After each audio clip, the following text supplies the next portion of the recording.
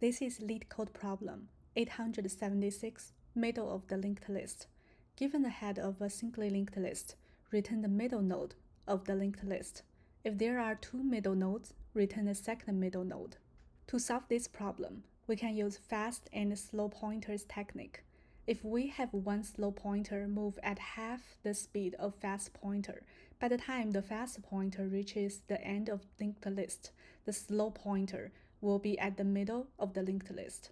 So every time we move a slow pointer one node, and move a fast pointer two nodes at a time.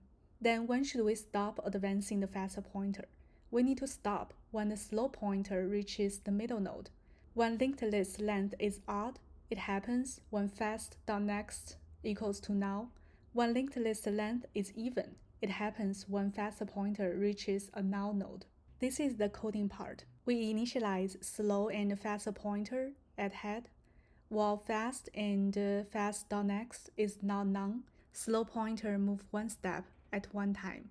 Fast pointer moves two steps at a time. Then we return the slow pointer.